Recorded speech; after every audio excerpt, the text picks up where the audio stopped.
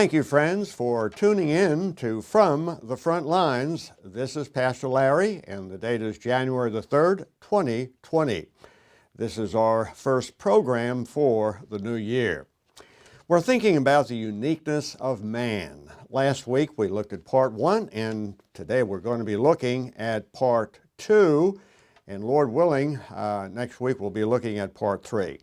Denying the uniqueness of man, and when I say man, I mean men and women, humanity, is at the root of so many evils. Once we forget that we have been made in the image of God, we've got some major problems. Problems ranging from abortion on demand, transgenderism, road rage, all kinds of abusive behavior, just having a low view of human life.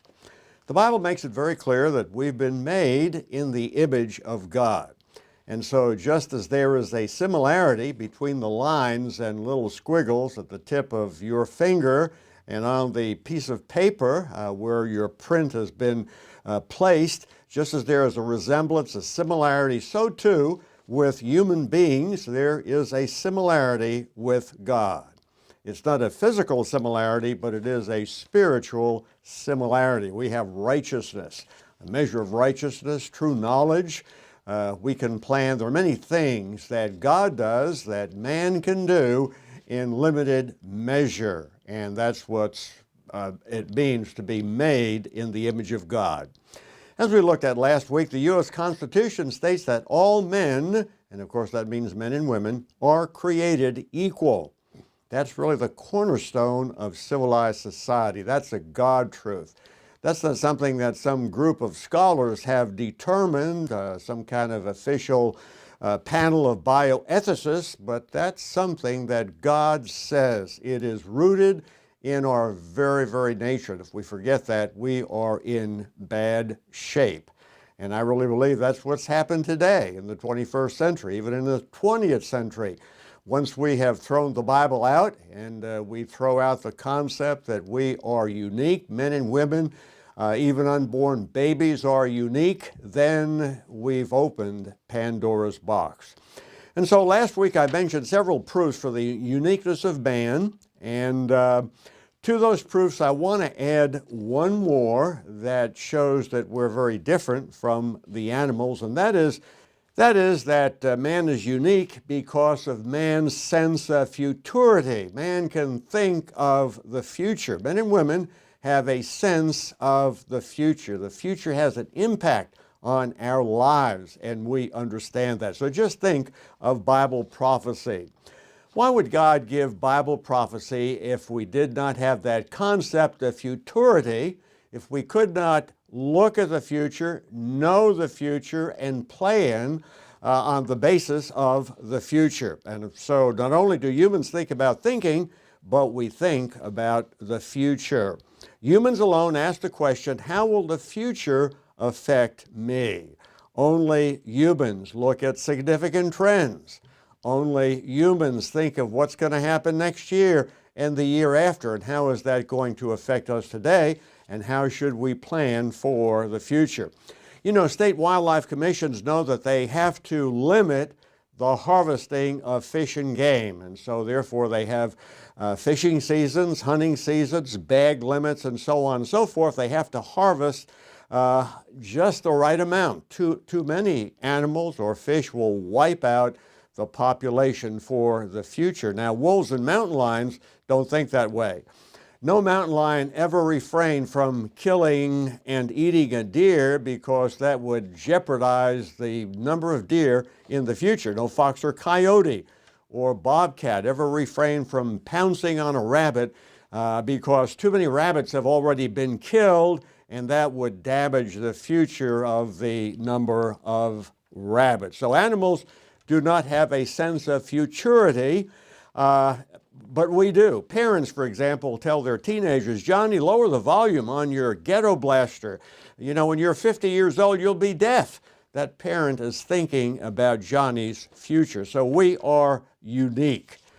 We do have many things, many spiritual, cognitive aspects and abilities that far exceed what is capable for animals. And I think all of that shows us that man is unique. So the uniqueness of man is extremely important today when it comes to medical bioethics. The Hippocratic Oath is no longer the standard. You know, medicine used to be governed and directed by the words, do no harm.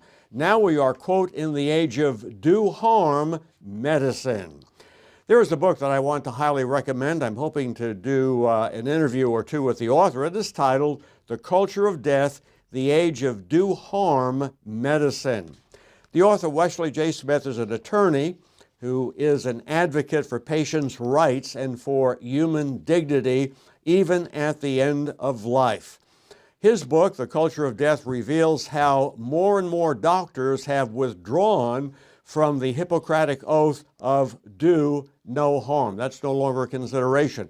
And he points out that once we have lost the concept that God is creator, that God has made us in his image, then he's going to see things like we see today about physician-assisted suicide and the death panels of Obamacare.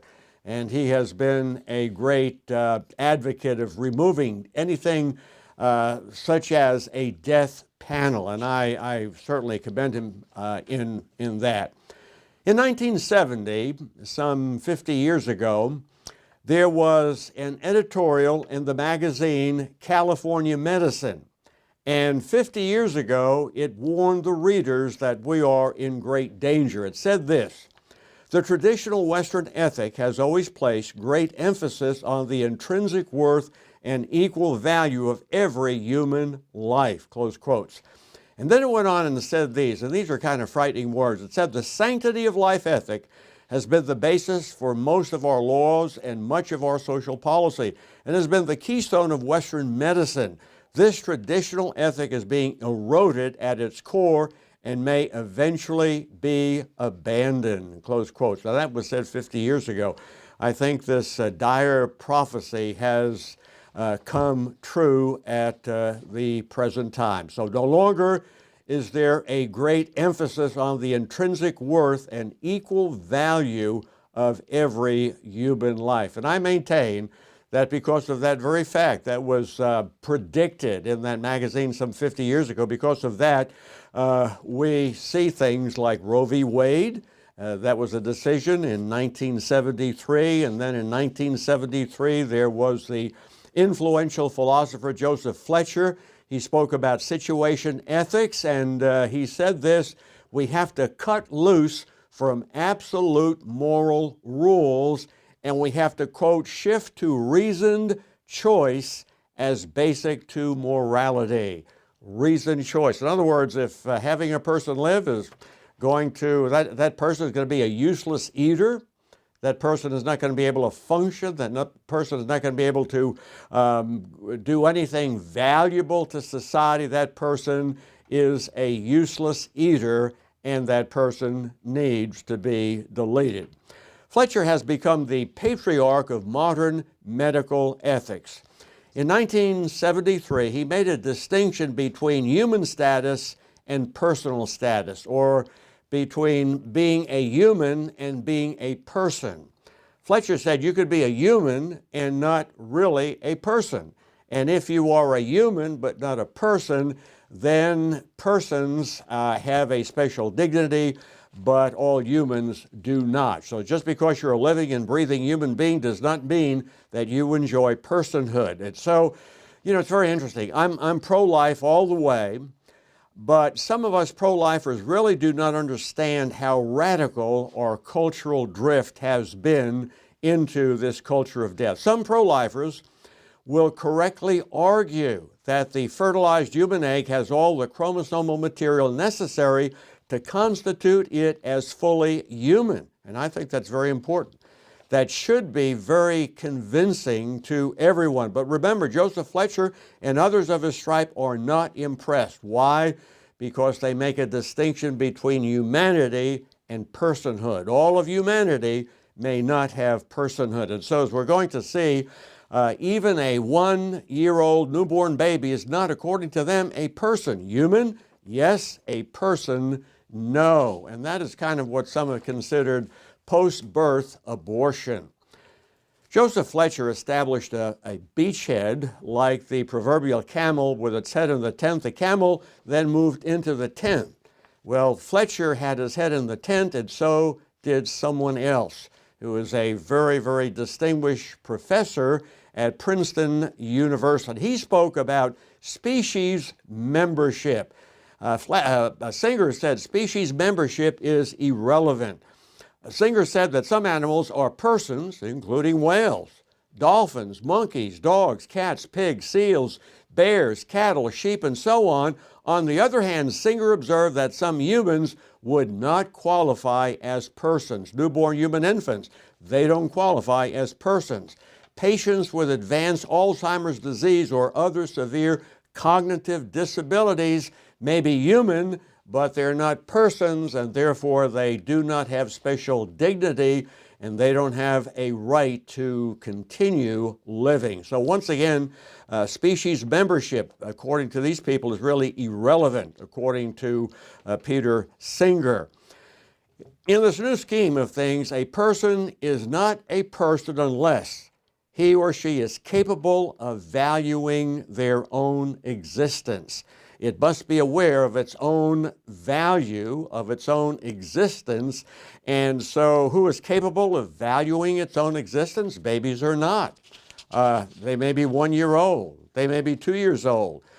Certainly some people are not able to value their own existence, but also animals, extraterrestrials, and machines, according to Peter Singer, can value their own existence. And so, you know, upon first reading this kind of stuff, it might evoke a giggle. It seems like a big joke. What, animals, extraterrestrials, and machines show personhood and are to be respected more than the unborn? And that sounds ridiculous. You want to laugh, but it's really tragic. It's madness. And we need to believe the worst. And the worst is that we are, as a culture, in deep trouble.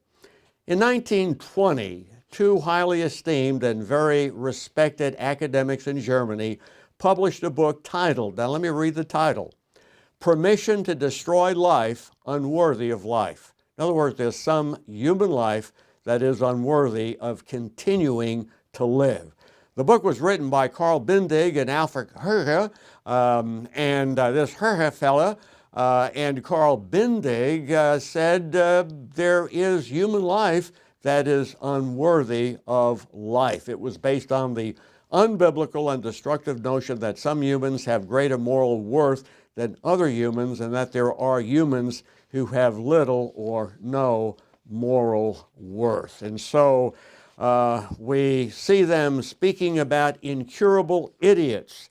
We speak them speaking about useless eaters, supposedly useless people who eat up all the food, breathe all the air, and populate the countryside with, quote, mental defectives need to either be sterilized or to be killed. And so in the following weeks, I want to address this and related issues in greater detail. It's a very, very vast field. I'm absolutely amazed at how all of this has come upon our culture in America and Europe and elsewhere. Unfortunately, some of the presidential candidates, and they're Democrats, all of them are confused on this, mainly because they are pushing and backing atheist causes. And if you're an atheist, you're going to agree with this culture of death. And because there's been a growth in many who believe that atheism is the only reasonable way to go, and it's really not. I think there's so many proofs for the existence of God. I think there's so many proofs that the Bible is valid and relevant and addresses our situation. But when you have atheists getting into government, when you have atheists getting into high places, when you have the Democratic National Convention in San Francisco, California on August 24th, 2019, backing the atheists and the secularists and saying, these are the kind of people we want to minister to. These are the kind of people we want to reach. Then you know that the Democratic Party is the party of death. It is behind the culture of death. And so I'm not surprised that Democrats are pro-abortion. I'm not surprised that Democrats believe in transgenderism. They don't believe in moral values. They don't believe that all people have been created equal because we are human. And so I maintain that this is going to be one of the major issues in the next presidential election. And I think as we do these little segments on From the Front Lines, you will hopefully become more aware of these major issues, and you will be able to defend life. You will be able to have a firm theological, but also a logical basis on why the Bible is so important and why the validity of life is one of the major issues today in 2020. I pray that the Lord would use these messages, that you would be blessed. Have a wonderful weekend, and God bless you.